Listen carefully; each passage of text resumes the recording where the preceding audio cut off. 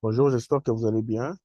Aujourd'hui, nous allons parler des chandeliers japonais. Si vous pouvez bien observer, pendant que je donne des explications, vous pouvez comprendre que l'évolution du prix est représentée par une courbe graphique.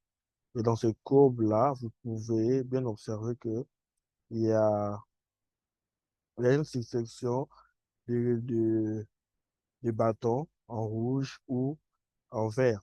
OK? Alors, cette situation ici, on l'appelle simplement bougie. Ces bâtons en rouge et en vert que vous voyez là, ce sont en fait des bougies. Ok. Nous avons des bougies haussières et puis des bougies baissières. Ok. Une bougie représente la variation du prix selon une période donnée. Alors, nous allons ensemble essayer de comprendre chacune des bougies. Alors là, par exemple, ce qu'il faudrait comprendre ici, c'est que nous avons des bougies haussières, généralement représentées par la couleur verte et la bougie baissière est généralement représentée par la couleur rouge. Et pendant la formation de la bougie, il faut comprendre la formation de la bougie haussière.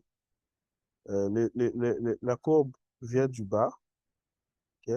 La courbe vient du bas vers, excusez-moi, la courbe vient du bas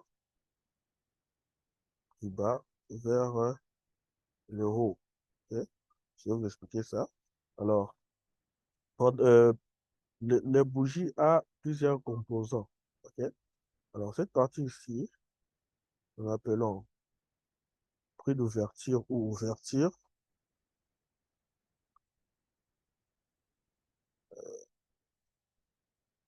Voilà. Et nous avons cette partie ici. Nous avons cette partie-là. Et puis, nous avons toute cette partie en rouge ici. OK? Alors, cette partie ici, comme les prix, cela signifie simplement les prix, comme le prix vient du bas vers le haut, là, on l'appelle ouverture, de l'ouverture de la bougie. Ouverture de la bougie. Alors, là, c'est la clôture de la bougie. Clôture de la bougie. Alors, ce niveau ici, nous appelons plus haut, c'est-à-dire les niveaux, les prix les plus hauts que la bougie a atteint avant de clôturer. Et là, nous appelons le plus bas, c'est-à-dire les prix les plus bas que la bougie a atteint avant de clôturer. Et puis, l'intervalle entre le prix d'ouverture et le prix de clôture, c'est ce que nous appelons corps. Ok. Alors, la ligne ici que vous voyez, nous l'appelons mèche. Cette ligne ici,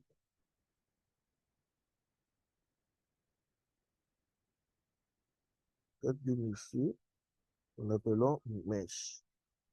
Ok. Alors, la mèche représente juste le parcours de la bougie après son ouverture. C'est-à-dire, la bougie a ouvert ici. Ce qu'il faut comprendre, c'est que la bougie a ouvert ici, au point d'ouverture. Mais avant de former le corps, elle avait baissé jusqu'à ce niveau ici, qu'on appelle plus bas. Et puis, elle est repartie. Elle est remontée jusqu'à ce niveau ici, qu'on appelle le plus haut. Et puis, elle a chuté pour clôturer là. Maintenant, le prix d'ouverture et le prix de clôture d'une bougie, c'est ce qui forme hein, le corps.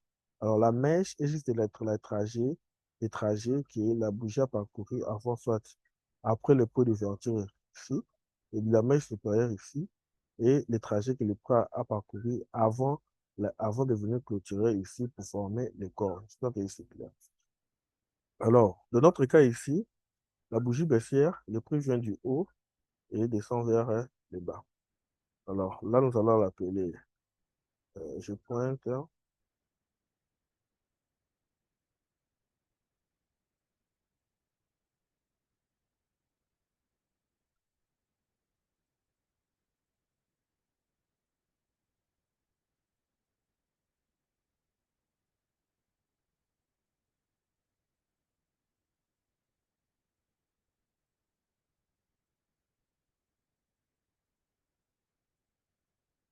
Alors là, nous avons, là, ça, ce sera maintenant ouverture, ouverture. Ça, c'est clôture. Clôture ou fermeture, hein, comme vous voulez. Et là, c'est plus bas. Le niveau le plus bas que l'épreuve a atteint avant la clôture. Et ça, c'est le niveau le plus haut que l'épreuve a atteint après l'ouverture.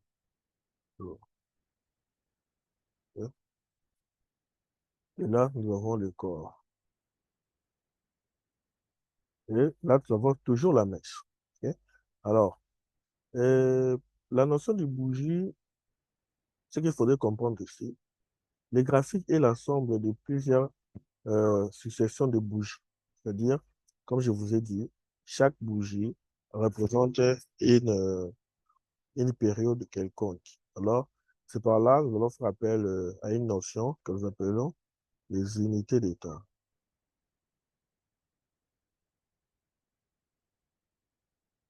Alors, la notion des unités de temps ici va nous permettre d'affiner notre style de trading par rapport à l'évolution du prix, par rapport à une période donnée. Vous voyez?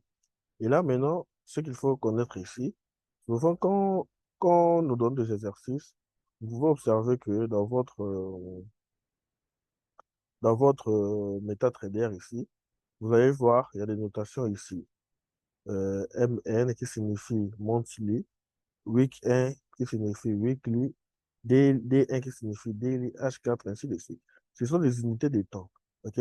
Alors, dans chaque unité de temps, nous avons une représentation graphique selon cette unité de temps-là. OK? Alors, en quoi est-ce que servent ces unités de temps? Les unités de temps permettent de nous donner l'évolution du prix pendant un intervalle de période. C'est-à-dire, si nous sommes par exemple là, par exemple, si nous sommes sur D1, cela signifie que chaque bougie ici présente représente une journée.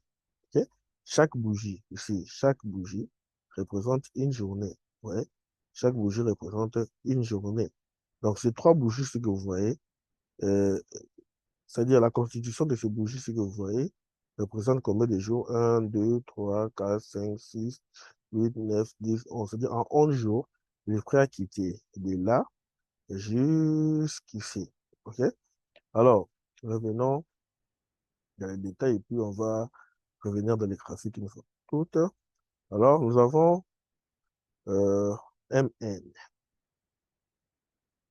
MN ou monthly. Dans monthly, ici, chaque bougie représente un mois. Un mois. OK? Et puis, monthly, nous avons weekly. Weekly. Chaque bougie représente une semaine. OK? Alors, après weekly, nous avons daily. Chaque bougie représente une journée. Chaque bougie représente une journée. Bien.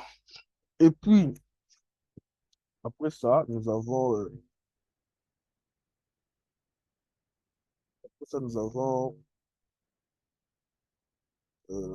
H4.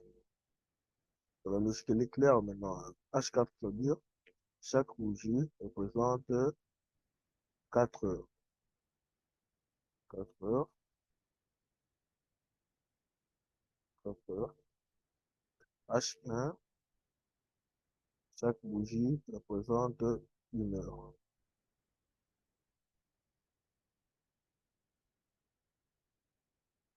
Et M30, chaque bougie représente 30 minutes.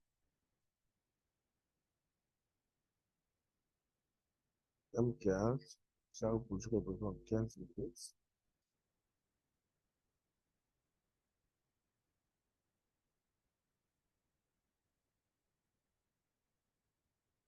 M5, chaque bougie représente 5 minutes. Et puis M1, chaque bougie représente une, une minute. OK? Alors, revenons maintenant dans les classiques pour déjà comprendre comment est formée une bougie et puis comprendre les unités de temps. Alors, nous sommes ici, voilà.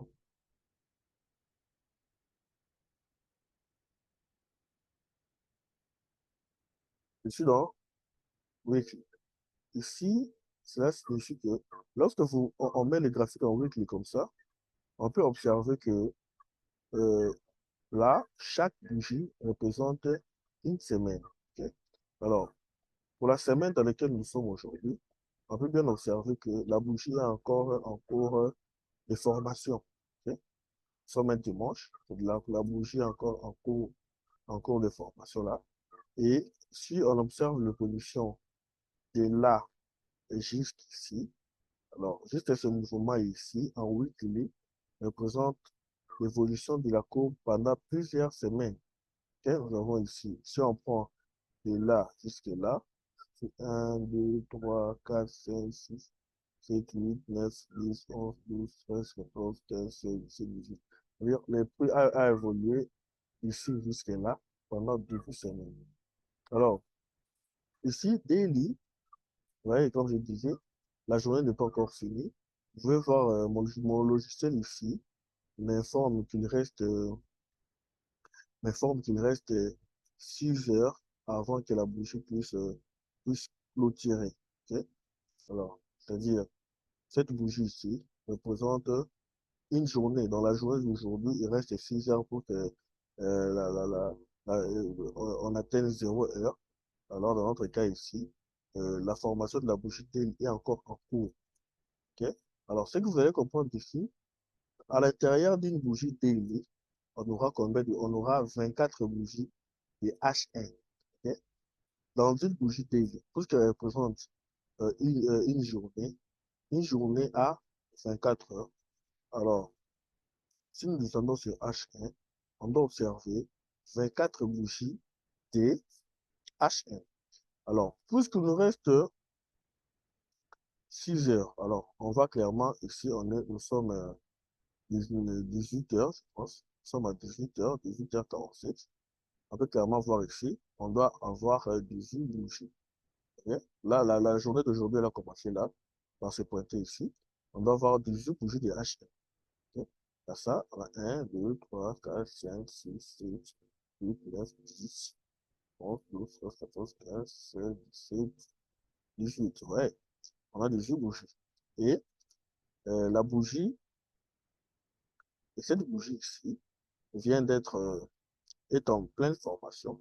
Il reste 12 ou 11 minutes pour qu'elle puisse se clôturer. Ouais. Alors, nous avons ici, par rapport à ce mouvement, hein, à cette bougie ici, on peut vite conclure que la bougie a été ouverte là, mais les prix avaient, je un peu, voilà, la bougie, bon, ici, vous n'allez pas comprendre, mais j'explique par rapport à cette formation ici, ok? Alors, comment comprendre le prix d'ouverture, fermeture et puis la mèche, ok? Là, par exemple, par rapport à l'interprétation ici, je peux dire que la bougie, on commence par ça, la bougie avait ouvert ici. Après l'ouverture, le prix a chuté légèrement juste ici et elle est revenue, elle est montée jusque là, jusqu'au sommet là, qui a formé cette mèche ici, cette mèche là, et puis elle est revenue pour tirer ici. Okay? Alors, sur H4, ça veut dire chaque bougie représente 4 heures. Okay? Nous voyons bien que la bougie, le H4 est encore en pleine formation et qu'il nous reste 2 heures pour qu'elle puisse clôturer. Donc, si on descend à H1 et qu'on englobe cette bougie ici, on va voir euh, des bougies et H1 dans cette bougie ici. Alors, descendons sur H1. Ouais, on a des bougies et H1 qui est encore en pleine formation. OK? Parce que la bougie n'a pas encore clôturé. Elle va clôturer une fois que 4 heures sera atteint. Okay? Mais si par exemple nous englobons une bougie qui a déjà clôturé, par exemple, cette bougie ici. Bon, on prend cette bougie ici. Elle a déjà clôturé. Alors, nous allons observer. 4 bougies et H1. Ok? Parce que là, nous sommes H4. Voilà, vous voyez, on a combien de bougies? On a 1, 2, 3, 4. Ok? Alors, chaque unité de temps a sa courbe graphique que nous allons bien les comprendre lorsque nous allons parler des analyses multi-time frame. Okay? Les unités de temps, nous appelons aussi également time frame. Okay? Alors, sur M30, j'avais dit, chaque bougie représente 30 minutes. Et par rapport à la bougie que j'avais englobée, je vais voir que sur H1, il n'y avait que 4 bougies. Et sur M30, il y a combien de bougies? Il y a plusieurs bougies. Alors, M15, chaque bougie représente 15 minutes. Vous voyez le nombre de bougies qu'il y a sur la bougie de H4. M5, on aura aussi normalement plusieurs bougies. Vous voyez, H4, on a plusieurs bougies là. Et puis M1, on aura vraiment des milliers de bougies. Je vais un peu le trouver. Voilà. M1, vous voyez que tout ça, c'est M1. On aura plusieurs bougies. OK? Donc, pendant 4 heures, vous pouvez voir qu'en une minute, il y avait eu plusieurs variations. Le prix avait créé des piquets, le prix avait créé aussi des creux, des pics, des creux, des pics, des creux, ainsi de suite. Alors, essayons ensemble d'observer la formation d'une bougie pour pouvoir bien comprendre cela.